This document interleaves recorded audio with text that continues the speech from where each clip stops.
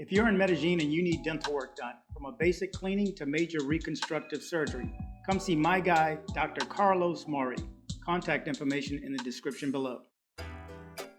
Okay guys, it's time to travel. And in this one, we're gonna focus on Cuba. I have an awesome interview prepared for you. So check it out. Hey, you watching, man? Right now, you're watching dcbornrob on YouTube.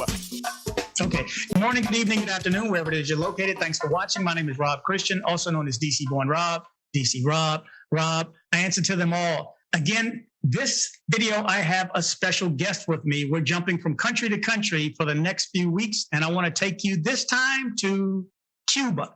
So I have a special guest, Emily from Cuba. How are you, Emily? Hi, I'm perfect. Thank you. How are you? I am doing well. Thank you so much for jumping on. So we're going to give my people from Colombia, Guatemala, Vietnam, Philippines, we're going to tell these people, my viewers, a little bit about Cuba. And I really need to know myself because personally, I've wanted to go for some time now, but I was told we could go, and I was told we couldn't go. So we're going to cover all that, especially for those who haven't been and want to go as well. But since we are coming off of a video, my last video from Colombia, where we had a couple of deaths of foreigners, I'm going to start with one question, and that is Cuba dangerous? No. Cuba is one of the safest countries I know of. In there, like, I'm a woman. I used to go out at night, and I could go back by myself to my place with no fear. So it's pretty safe. Yes. Okay, so women can walk around at night like it's daytime. Yes. Like, the worst thing that could happen there is being robbed. It's not everywhere, just if you go to some strange places, but most of the time you will be perfectly okay going most of the places. It's Okay, really safe. Are there certain areas that we should stay in or stay out of? Like, what? Just some neighborhoods at night, late, far from the center of the city. Most of the country is pretty safe. Okay, I got it. So, well, let me ask you, what are the best things to do in Cuba? If I'm a visitor and I'm going to be there for a week to 2 weeks, what should I do? First, interact with people. There are a lot of things you could learn just by going by yourself, walking around, talking to people. Cubans are really approachable people, so it's easy to go and talk to anyone in the street. They will be happy to help you. They will give you tips. They will show you around, and you could learn a lot just by talking to them. Okay, well, this brings up another question.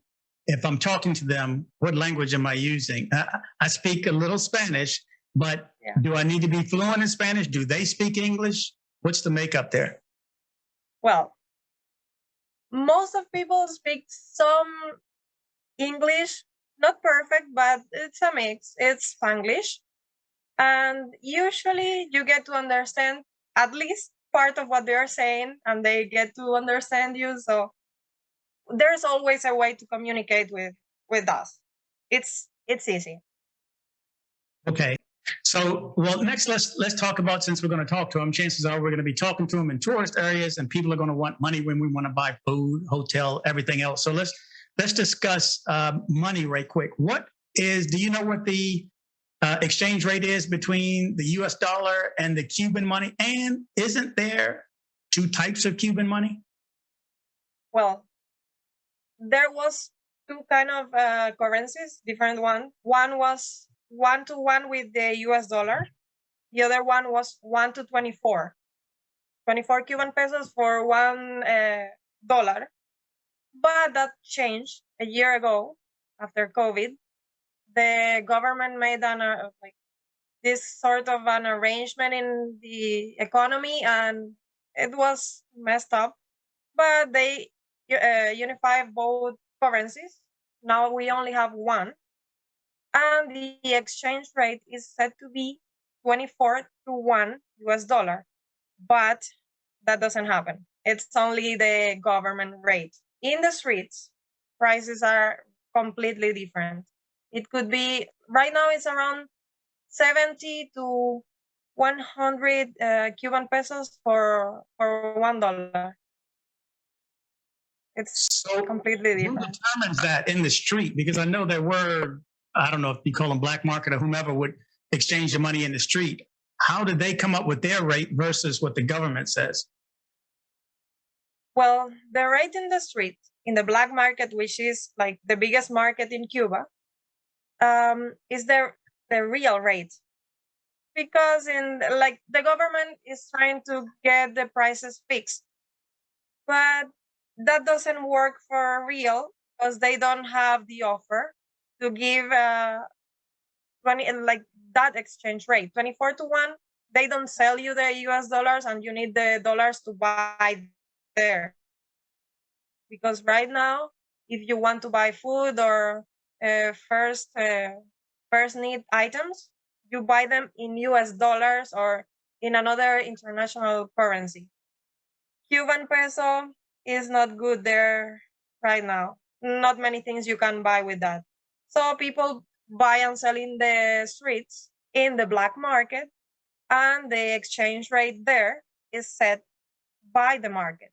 Okay, so let's say to keep it even, I bring $100. I'm bringing more, but if I bring $100 and I need to exchange that, you guys want the US dollar, right? You want the paper Yes. dollar there. So at 24 to 1, if I buy it in the black market, do I get the 24 to 1? Just so I'm You sure. get more. In the government, yes, you would get 24, but in the black market, you'd get more. Around 70 to 100, depending on how lucky you are to find the right people to sell it to. And even you can use your dollars to buy stuff, not even need to exchange the currency. Mm-hmm. Oh, so people will take the dollar. I can spend $1 there. For It sure. just doesn't get too small. I guess 50 cents. You take coins also, US coins? No, the coins are harder to exchange because there's no way we can trade it later. Only papers, bills. Okay. Well, this all opens up the next question then. Which is better, card or cash? In Cuba, always cash. There are not many many places where you can use your card, like mostly in hotels or government-owned places. But for most of the regular stuff you are going to do in Cuba, you just use cash. Okay, so now this makes me interested again about the black market. How does the black market operate? Who is the black market? Who is it? Just some guy that has enough money since he's going to start his own bank? Black market is all of us. Everyone, it's in there. It's your neighbor, your friend, your family, everyone. It's in the black market because you can't find the things you need in the government places, in the regular market. So for people who travel abroad or have family going out and into the country, they just bring stuff to sell. And that's where the black market start operating. It doesn't matter what it is. If it's currency, if it's clothing, if it's medicine, if it's anything you can find all of the things you want there for a price. Okay, so you guys do barter then. I'll give you this dress for these pair of shoes, or there's a value to everything. So goods and services can also be exchanged, right? Not just everything. Okay. Yeah. Okay. So one thing that, and I haven't been to Cuba, but one thing I get grief on in Colombia and a few videos that I've done is I didn't care for the food that much. Sorry, I apologize. I don't have an eclectic taste bud. I'm used to, we're in the United States, we're fed sugar and salt, and so we're overstimulated with seasoning. and we need that. So when we go there, we didn't have it. So what's the food like in Cuba, and what's your national dish? Well, food in Cuba is delicious. I'm sure you'll love it if you go there. There is a lot of seafood, mostly for tourists, because it's kind of expensive for Cubans. But there is a lot of seafood. It's amazing. Our traditional dish, the one we have in every party, in every festivity, is rice and beans, for sure, what we call con gris, and pork meat. Those can't be avoided if you go to a festivity or if you're in a party or in a birthday. Anything would have those dishes. Also, yuca, which is a traditional, also part of a traditional dish. I don't think you have it in the US, so something you have to experience there. Okay. Well, all of our entire conversation revolves around one thing, really. We want to learn about Cuba, but can we go? I mean, is it possible for Americans to visit Cuba now? Yes, it has been possible all the time. People usually don't know, but it's pretty easy to go to Cuba. There are 11 categories of authorized trips to Cuba. One of them is support to the Cuban people. You just need to check that mark when you say why you are going to Cuba, and that's it. I have a lot of friends and family in the US, and they have been to Cuba many times without any kind of problem. And it's so easy. It's just you buy your ticket in the airport. They help you with your application for the visa. It's so simple. And then you just need to check the mark of support to the Cuban people. That's it. So simple. Everyone can go. So when you say at the airport in my city, I need to buy the ticket there. I can't buy it online. You can buy it online, but you need to fill a form. It's like you are saying why you're going to Cuba. In that form, the people I've worked with, they always get it at the airport. But I think you might also get it online. Probably it's okay. And it's just to fill the information on why are you going to Cuba. And most of the people now choose support to the Cuban people. That means you are going to spend your money and your time in contact with people and not in the government places like big hotels. But since you're paying in cash, most of the things you're paying over there is there is no way to track everything you do anyways. Okay, so I could price a ticket online, then go to the airport, buy the ticket, fill out the form. What exactly is the visa? Is it a paper visa? Is it the stamp when we land? How do you get It's a paper visa. Okay. Yes, the one I've seen, it's a paper visa, and it's really easy to get.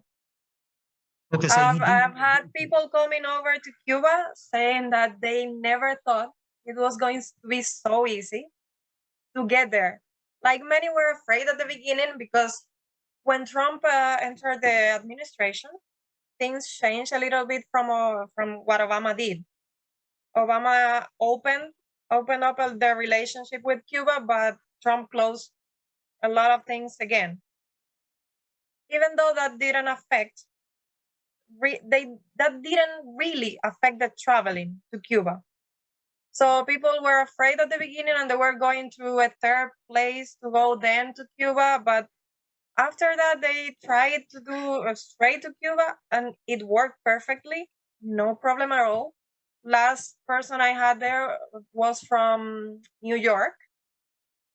He just got in a plane in the JF Kennedy Airport and was in Cuba a few hours later. It was really fast, really easy, and no complications at all. Okay, so I'm going to go. I'm going. Now, For sure. I met a woman. videos ago, I was at a transfer at MIA, and I met this woman, and she spoke very little English. I spoke very little Spanish, but we had a conversation. And she had a restaurant there, and she used to come here and buy restaurant supplies and go back and forth. And she said that you had to stay when you go, stay with family, stay with the Cuban people. Don't stay in the fancy hotels. I don't know if you could or you couldn't. Is that part of your visa that you cannot stay in the big Hilton hotel or anything? You have to stay with a family or an Airbnb? Well, you are not supposed to stay in a hotel since you are going for support to the Cuban people, part of the visa. But as I was telling you, if you're paying everything in cash, there's no way you will really have problems because of this. I've known a lot of Americans that prefer to stay in hotels because it's more similar to what they are used to.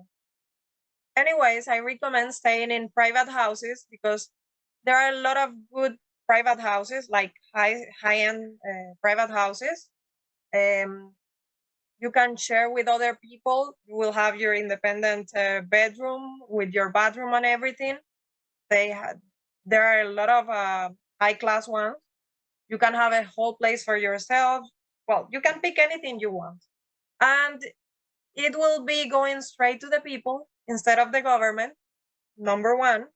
Number two, it's more personal. Like you get in contact with the real people, not just the staff of the hotel. You get to ask questions. You get to receive tips about how to go around the area, how to buy whatever you want to buy there as a souvenir. It's more interesting, I think.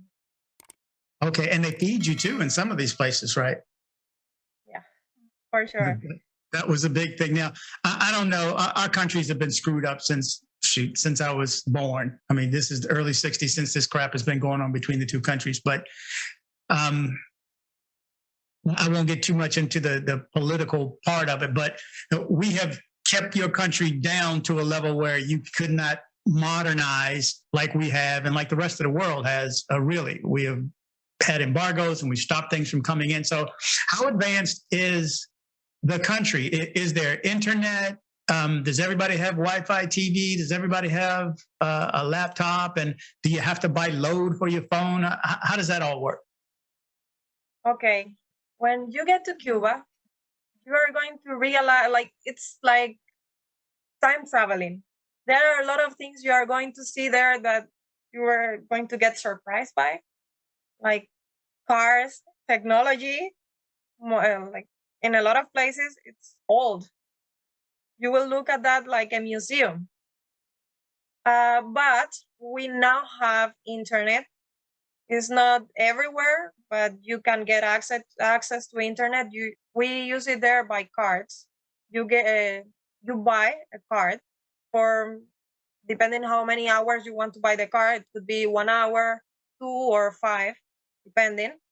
You buy them from the government. There's only one phone company in the whole country, and you buy it from them, and you can use Wi-Fi in certain places like hotels, some casas that have also Wi-Fi, and some other places like parks, more or less like that.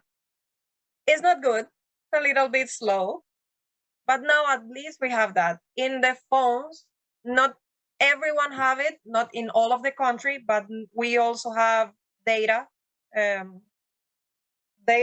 internet.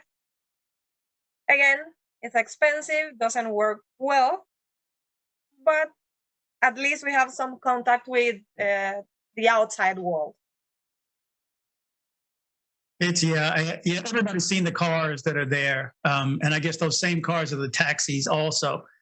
How does transportation work? If once I land and I land at an airport, is there Uber? Is there Didi? Are there any of these apps that I can use, or do I have to hire a private car? How does that work? Well, first, don't trust in any of your applications. Like all of your apps are going to be dead when you get there. You are going to be offline. That could be refreshing, but it could also be difficult for people when they are too used to depend on those apps to live. We don't have Uber. We don't have most of the things you have outside. In Cuba, you just get a taxi. Probably you are going to get one that is an old American car, maybe from the 50s. The taxi driver probably is going to talk to you a lot. Since the moment one, they are going to give you their ideas. You can talk to them about anything. It's easy. And you get the taxi from the airport, and inside the country, once you get to the place you are going to be staying, if you want to book if you want to book transportation to other province, or maybe you want to go around the country for a while, you need to book that in advance, because sometimes could get messy, could take long. Like, there are a lot of times that take time in Cuba. Transportation is one of those, because maybe you can't find the car you want, or maybe they are waiting for more people to fill the car so you can go with them. If you want to rent a private car, maybe the government doesn't have enough private cars so you can rent. If it's with the people, depends. So get ready for that in advance. Try to book all of the transportation you will need, or to talk to the person in the house you are going to be staying, because they can make the arrangement for you.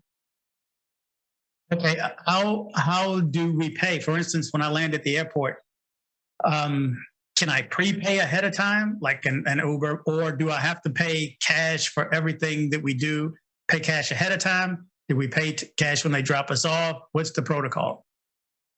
Usually at the end, you pay in cash.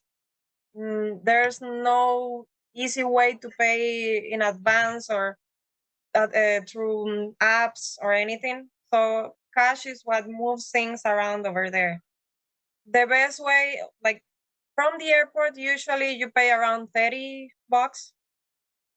So after that, inside the city, prices change a lot depending on where you're going. Havana is a little bit more expensive because it's the capital of the country. There are some other small towns around, beautiful places where you can go with cheaper inside, but to get there is a little bit expensive due to the distance and depending on what kind of transportation do you choose. Mm-hmm. We use colectivos over there a lot, which are taxis that we share with other people. And those could be less expensive. And as always, you will get a good conversation in the way. Yeah, I was getting ready to ask. I know there's buses there also. Is it safe, or would you advise tourists to jump on a bus and just go? Depending on where you're going, let me tell you first. Yes, it's safe. It's really safe. But depending on where you're going, it's easy or difficult, because buses over there is not like every 1 hour or something like that. You need to book in advance. Sometimes there is no availability, so there's no way you can take that bus. If you want to get to a place through to a certain time, because you have a schedule, sometimes you just go with the private transportation. Buses, Okay. you need to book in advance. Okay. Would you know if they rent? Well, the government rents cars, but they may be out. Do they rent motorcycles also, or scooters, or four-wheelers to get around the island? Yes, but there are not too many. And getting those, it's also a problem sometimes. As I was telling you, if you do things in advance with this kind of things related to transportation, is better, because you make sure of getting what you want. If you are in a hurry, or is a last minute plan, it's just you just need to use what you have close. This sounds like it's going to be challenging. I'm going to go, and I'm going It's to just tell an you. adventure. Exactly, exactly. I'm going to get all this information together for my viewers too, and show them firsthand on camera how this worked for me, or the instances that I had, because I've always wanted to go. Now that I know I can, I'm definitely going to go. You brought up something though that made me think. When you land, you're going back in time.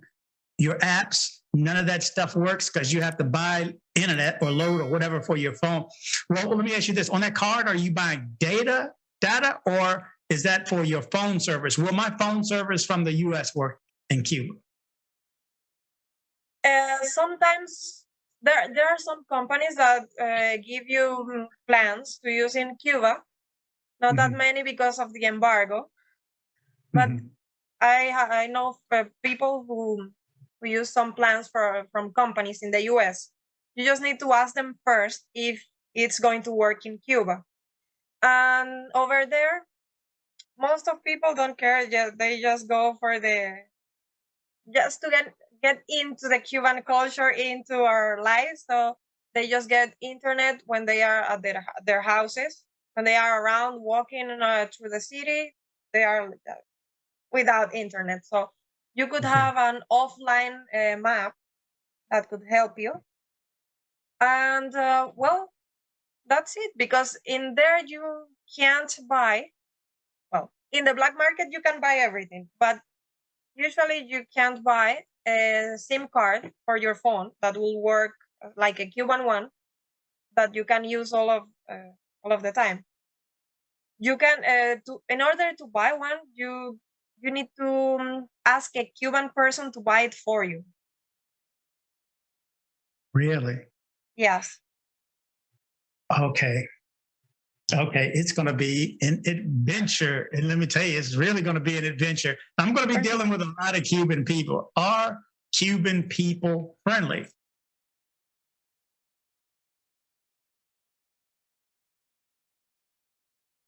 So I hope you liked this video. If you did, make sure you go down and hit subscribe. And definitely like. It helps that YouTube algorithm. You know what I'm talking about? See what I'm saying? We have a YouTube channel, like it! Please comment and share if you liked the video. Please subscribe and kick the bell.